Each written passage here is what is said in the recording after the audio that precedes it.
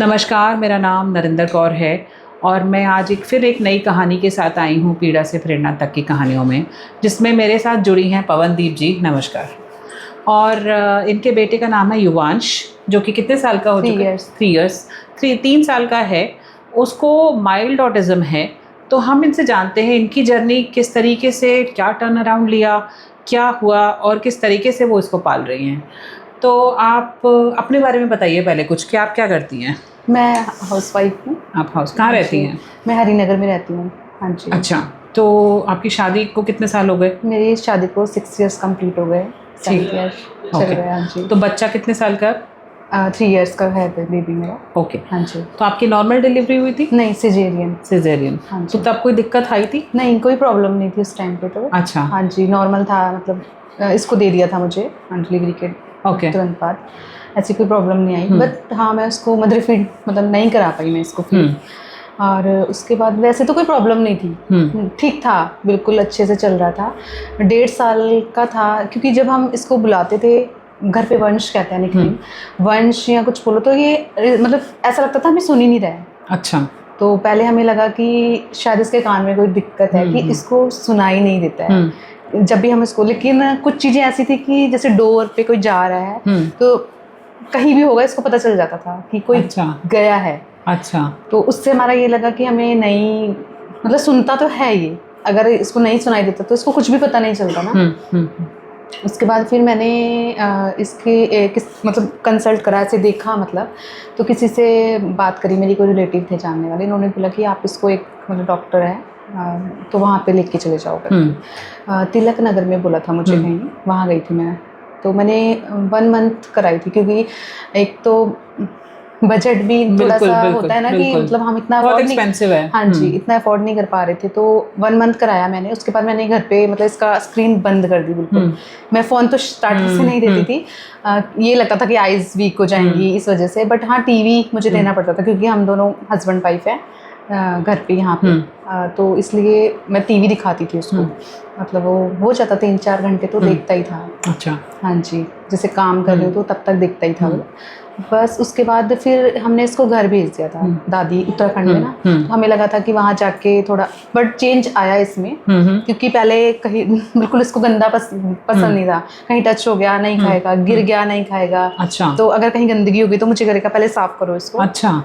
इसको क्लीन करो करके। अच्छा। तो उसके बाद फिर वहाँ जाने के बाद थोड़ा मिट्टी में भी खेला ये, अकेले रहा इवन मैं यहीं थी। अच्छा। हाँ जी। फिर उसके बाद मैं भी चले गई थी, तो थोड़ा सा चेंज आया इसमें। बट अभी मैं जब वहाँ से वापस आई थी तो 2 इयर्स का हो गया था ये।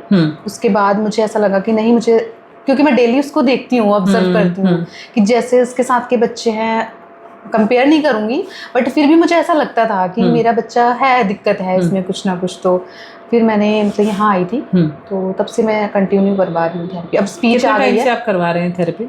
मैं एक्चुअली बीच बीच में कभी छूट जाती है। 3 मंथ मतलब हो गए हैं मुझे, बीच बीच में कभी नहीं आए वाला, बाकी मतलब कंटिन्यू चल रही है इसकी। तो अभी उसकी वो कितने साल? स्पीच नहीं थी इसकी। स्पीच नहीं थी। जी, ये वर्ड नहीं बोला है। ऑटिज्म में वही होता है कि डिलेड माइलस्टोन है, बट पता नहीं चल पाता है। हाँ जी, ऑटिज्म है। तो धीरे धीरे जाके 1.5 साल बाद पता चला। हाँ जी, 1.5 साल का। क्योंकि जब ये नेम टू रिस्पॉन्स नहीं करता था, जब मैं वहाँ गई थी तो उन्होंने मुझे बोला कि ऐसे मतलब है, और डब्ल्यू सिटिंग थी इसकी। अब वो घर वाले यही बोलते थे कि नहीं, नॉर्मल है, बच्चे सारे ऐसे बैठते हैं। तो कहीं ना कहीं मेरा मतलब मेरे को लगता था। कैसे? W sitting. अच्छा, डब्ल्यू सिटिंग। अच्छा, डब्ल्यू सिटिंग थी। ऑटो वॉकिंग करता है वो, अभी भी करता है। अच्छा। हाँ जी। बाकी वही, कुछ बुलाओ कुछ कहो तो इसको समझ नहीं आता है मुझे क्या कहा गया है। मतलब थेरेपी से इसको मुझे ऐसा लगता है कि नहीं, काफ़ी चेंजेस आए हैं। अब स्पीच आ गई है, 2 वर्ड एक साथ बोल देता है। जैसे पानी चाहिए तो मम्मा पानी दे दो, मतलब ऐसे बोलने लग गया है। स्पीच कैसे, कितने टाइम में स्पीच में रिकवरी आई है? 2 मंथ में आ गई है। अच्छा, 2 मंथ्स में काफ़ी मतलब चेंज। हाँ, एक तो उसको वोकैबुलरी नहीं पता ही नहीं था, क्योंकि हमने घर से बाहर निकाला ही नहीं इसको। हमें लगता था कोविड का सेकंड टाइम उस टाइम पे था, तो हमें लगता था कि नहीं, घर पे ही रहो, कहीं नहीं जाना है।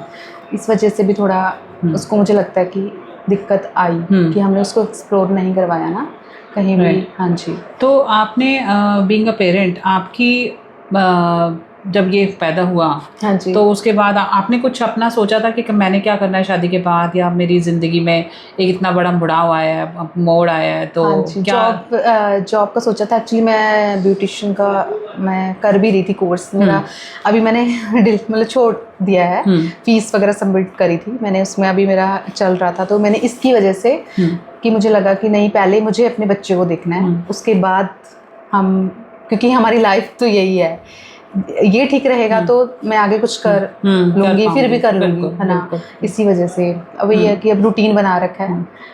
हाइपर एक्टिव तो नहीं है, खैर मतलब माइल्ड है इसमें, अभी हाइपर एक्टिव नहीं हाँ है। हाइपर एक्टिव नहीं है। तो घर में क्या रूटीन रहता है बच्चे का सुबह से लेके शाम तक? सुबह मैंने प्ले वे में इसका एडमिशन करा दिया था। अच्छा। क्योंकि मुझे लगा कि बच्चों के साथ रहेगा, क्योंकि बच्चों के साथ बिल्कुल नहीं जाता था। अच्छा। मैं पार्क लेके जाऊंगी तो ये अपना अलग खेलता था, जैसे डॉगीज हैं, इसको डॉगीज बहुत पसंद है, उनके पीछे भागेगा, बच्चों को मतलब देखेगा नहीं, आई कांटेक्ट भी नहीं था इसका। अच्छा। बीच में आई कांटेक्ट अच्छा हो गया था, तो हम घर चले गए शादी में, तो फिर से थोड़ा हो गया कि नहीं। तो मतलब वो होता है कि गैप आता है तो फिर पीछे हो जाता है। हाँ जी, बीच ये सबसे इस बड़ा बार issue नहीं है। हुआ, इस बार नहीं हुआ। अदरवाइज जब मैं 15 डेज के लिए गई थी तब हुआ था कि वो गैप आ जाता है, गैप आ गया था, बैक हो गया था, कि जो हाँ आई कांटेक्ट अच्छा हो गया था इसका, ठीक था मतलब, तो अब वो कम हो गया, बहुत कम हो गया। तो आपको क्या लगता है कि कितना टाइम तक रिकवरी, उन्होंने कुछ बोला है कि क्या रिकवरी के चांसेस हैं, कितनी जल्दी रिकवरी आ जाएगी बच्चे में? ऐसा तो कुछ बताया नहीं है, क्योंकि वो कुछ कह नहीं सकते हैं वाली बात है कि कब तक। वही मैं भी सोचती हूँ कि कब तक कराएं हम थेरेपी, हमें समझ नहीं आता कि कब कितनी टाइम लगेगा। कोई टाइमलाइन नहीं मिलती है, कोई इस चीज़ का कोई सेट टाइमलाइन नहीं है, और पैसा कितना जाएगा इसका भी कोई पता नहीं है। किस तरीके से बेहिसाब पैसा जाता है और जा रहा है, कोई मदद भी नहीं करने आता, इस बारे में कोई सोचता तक नहीं है। तो आप रोज़ की लाइफ में मतलब आपकी पूरी लाइफ डेडिकेटेड हो जाती होगी। पूरा मॉर्निंग से मतलब इसके स्कूल भेजना, वहाँ भी मैं जाके बार बार पूछती हूँ, जबकि इवन मैम लोगों से मैं डेली ही पूछती हूँ, थोड़ा सा होप मिले कि हाँ ठीक कर रहा है वो, अच्छा कर रहा है, तो वही चीज़ रहती है। बहुत ही मुश्किल सवाल है ये, और बहुत क्वेश्चन मार्क वाला क्वेश्चन है कि इसका बड़ा सबसे बड़ा क्वेश्चन ये है कि इसका आंसर किसके पास है। क्या ये कभी बच्चे जो हैं वो नॉर्मल रूटीन में कितने लेवल तक, कब तक ठीक हो पाएंगे, कि इनके रिकवरी रेट के चांसेस कितने हैं, और ये थेरेपीज़ कब तक चलती रहेंगी, कि इनको हमें डेली रूटीन में ठीक करना है। क्या इंडिया में ये सब चीज़ें आ पाएंगी जहाँ पर हमें लगे कि इसके रिकवरी के चांसेस ज़्यादा हैं, और क्या कोई ऐसी थेरेपीज़ या कोई ऐसी टेक्निक्स आ सकती हैं? तो कभी आपने रिसर्च किया इसको लेके कि क्या दिक्कत है और क्या हमें करना चाहिए? कभी इस चीज़ में सर्च किया? नहीं, मतलब ये तो नहीं करा, बट हाँ मैं ये देखती रहती हूँ कि कब तक ठीक होगा, मतलब क्या क्या कोशिश करूँ कि मैं ठीक हो जाए वो। यही होता है ना, बच्चा घर पे नहीं करता है वो चीज़ें। मैं जैसे पहले करता था थोड़ा, जैसे मतलब सब कुछ ले रखा है, थोड़ा इसके टो वॉकिंग के उससे वेटिंग कप्स भी ले रखे हैं मैंने, लेकिन नहीं, घर पे नहीं करना है वो, यहाँ फिर भी करता है।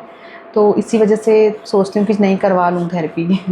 फिर वो थेरेपी से क्या होगा कि एटलीस्ट आपको थोड़ी आशाएं बढ़ जाती हैं, आपको थोड़ी उम्मीदें बढ़ जाती हैं कि बच्चा रिकवर कर जाएगा। घर पे आप बीइंग अ पेरेंट आप कितनी मेहनत भी करोगे, वो चीज़ें नहीं कर पाते हैं, जो एक आउटसाइडर जो है, जहाँ पे आप सेंटर पे ज़्यादा डेडिकेशन होती है। इवन मेरी फ्रेंड सर्कल में भी, मेरी फ्रेंड है, उसका बेटा भी 5 इयर्स का हो जाएगा अब, तो वो भी बिल्कुल मतलब उसको तो शायद सीवियर है आई थिंक। अच्छा। हाँ जी, तो वो भी मतलब यही इसी प्रॉब्लम से बहुत ज़्यादा दिक्कत है उसको, क्योंकि कल मेरे पास एक स्पेशल चाइल्ड के पेरेंट आए, वो सिंगल पेरेंट है, 2 बच्चे डिसेबल्ड उनके।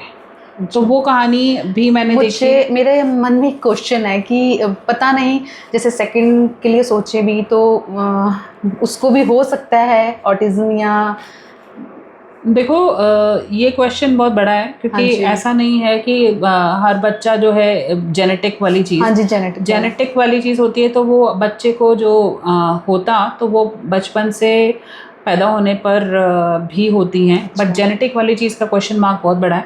और डॉक्टर से आप पहले इस चीज़ को लेके क्वेश्चन को कि अगर दूसरा बेबी प्लान करते हो तो वो ज़रूर पूछ लेना कि क्या दूसरे बच्चे में भी ये प्रॉब्लम हो सकती है, क्या ये जेनेटिक हैं चीज़ें। ऑटिज़म जो है वो डिलेड में पता चलता है, तो 1-1.5 साल 2 साल बाद पेरेंट्स को पता चल रहा है कि ऑटिज़म है, तो कहीं ना कहीं वो कहानी ऑटिज़म की बहुत डिले हो जाती, तब तक बच्चा 1.5 साल का हो जाता है। हाँ जी, क्योंकि मेरी फ्रेंड है जो मैं आपको बता रही हूँ, उसको पता नहीं चला पहले स्टार्टिंग में। कितने साल का है वो? वो 5 इयर्स का हो जाएगा। अच्छा। मुझे लगता है वो 6 मंथ हो गए उनको, 6 to 8 मंथ हो गए हैं दिल्ली आए हुए। वो उत्तराखंड में रहते हैं पिथौरागढ़ अच्छा। में।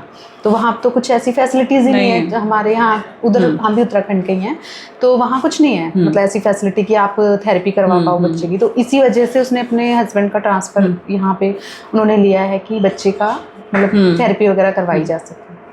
तो देखिए, आप लोग ट्रांसफ़र करके आ रहे हैं, कहाँ कहाँ से दूर दूर से आ रहे हैं थेरेपीज़ कराने, अपने बच्चों के लिए अपनी ज़िंदगी को बिल्कुल कुर्बान कर देते हैं, अपनी जॉब्स छोड़ देते हैं, अपना पूरा का पूरा लाइफ जो है वो डेडिकेट कर देते हैं, तो अपने बलबूते पे वो सब कुछ करते जा रहे हैं।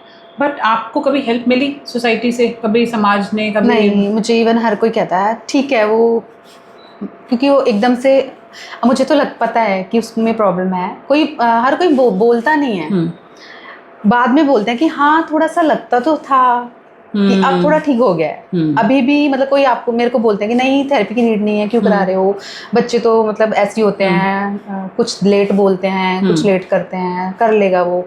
बाकी वर्बली जैसे इसको एकेडमिक का अच्छा है, वो चीज़ मतलब अच्छा है इसका, वो सब इसको लर्न है, सब कुछ लर्न है। बट वो ये थोड़ा रिटर्न में भी इतना करवाया भी नहीं है कभी, लेकिन वैसे ठीक है।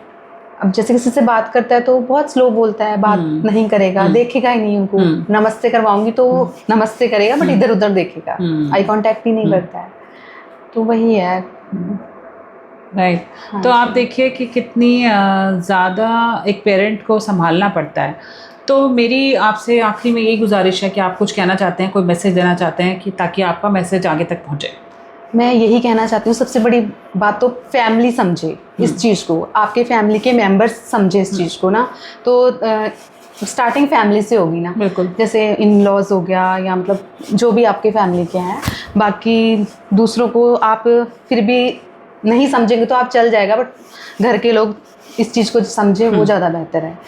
क्योंकि बहुत सारे लोग ऐसे भी हैं, हमारी तो मतलब इन लॉज को बताया मैंने, स्टार्टिंग में मुझे डर लगा कि वो क्या सोचेंगे, उनको नहीं पता है ना, उस चीज़ की नॉलेज नहीं है। बट वो लोग समझे हम करा रहे हैं थेरेपी वगैरह, तो ऐसा नहीं है उनका कि हाँ समझते हैं, हम उनको बोलते हैं कि। लेकिन बहुत सारे मैंने देखा है, मैं थेरेपी कराई थी जो जब मैंने इसके पहले भी, तो वहाँ बोलते हैं कि हमारे इन लॉज सपोर्ट नहीं करते हैं। इन-लॉज क्या, हस्बैंड भी सपोर्ट नहीं करते हैं? हस्बैंड, इवन हस्बैंड कि छोड़ देते हैं, पैसा एक्सेप्टेंस ही नहीं है। जी। सबसे बड़ी बात तो ये है कि सोसाइटी में अभी मैंने बहुत सारी स्टोरीज कवर की हैं कि वो एक्सेप्ट नहीं करते ऐसे बच्चे, उनको लगता है कि हमारा हो ही नहीं सकता। इवन मेरे हस्बैंड मतलब उनको पता है कि करते हैं, वो मुझे कहते हैं कि नहीं तू उस पर ध्यान दे, कर। और मैंने बहुत सारे मेरे साथ के भी देखे हैं कि हस्बैंड नहीं करते मतलब मैं बहुत बड़ा फैक्ट है ये। हम बाहर का काम कर रहे हैं तो आप घर में बच्चे को देखो, ऐसा भी मैंने सुना है। बट मुझे ऐसा लगता है अभी जैसे ये अपने पापा से बहुत सारी चीज़ें सीखता है। वो थक के आते हैं, पार्क ले जाते हैं इसको, उनके साथ मतलब चीज़ें एक्टिविटी करता है, तो वो आते हैं थके होते हैं बट फिर भी वो इसके साथ टाइम स्पेंड करते हैं। तो मुझे अच्छा लगता है कि सपोर्ट है, सपोर्ट सिस्टम है। आप फिर क्या से कहते हैं, पैसे दे सकते हो बट आपका जो मेंटली और फिजिकली आप बच्चे के साथ रहोगे ना, वो ज़्यादा ज़रूरी है। पैसे से हर चीज़ नहीं खरीदी जा सकती, प्यार चाहिए होता है, इन बच्चों को बहुत प्यार चाहिए होता है, केयर चाहिए होती है, इमोशंस चाहिए होते हैं। तो ज़िंदगी जो है, पैसा तो ज़रूरी है ही ऐसे बच्चे को पालने के लिए, बट प्यार की बहुत ज़्यादा ज़रूरत होती है। तो पेशेंस, परजर्वेंस, पेशेंस, टेनासिटी। तो ऐसी मदर्स में, ऐसे पेरेंट्स में टेनासिटी बहुत होती है, क्योंकि वो बहुत ही तकलीफ़ों से जब निकल कर जब इंसान खड़ा होता है ना, तो ऊपर वाला जो हिम्मत देता है तो वो उसको उतना स्ट्रॉन्ग बना देता है कि उसको कोई तोड़ नहीं सकता। हाँ जी। तो आपके अंदर मैंने बहुत सारे पेरेंट्स देखे हैं, बहुत स्ट्रॉन्ग है वो, इंटरनली इतने स्ट्रॉन्ग हो चुके हैं, मेंटली इतने स्ट्रॉन्ग हो चुके हैं कि वो उस दर्द से, उस पीड़ा से निकल चुके हैं। हाँ, क्योंकि वो तकलीफ जब वो झेलने के स्टार्टिंग में तो मतलब बहुत हमें लगता था कि क्या हो गया, बट हमने जैसे बच्चों को देखा, ऐसे बच्चे भी हैं जो खुद से मतलब अपने चल फिर भी नहीं सकते हैं। तो हम हमेशा सोचते हैं कि नहीं चलो जो भी है हमारा बच्चा बिल्कुल मतलब कैपेबल है, वो चल फिर सकता है, बिल्कुल बिल्कुल ये चीज़ है बस। तो you should have a gratitude for that कि आपका बच्चा काफ़ी रिकवर करा है और काफ़ी रिकवर कर जाएगा। तो इसलिए बहुत बहुत शुक्रिया आपका आज इस शो में आने के लिए, और मैं बहुत ही धन्यवाद करती हूँ। आप सभी का बहुत शुक्रिया, और हमारी मदद कीजिए इस सपोर्ट, इस मिशन को आगे बढ़ाने में आपसे तहे दिल से गुजारिश है। नमस्कार।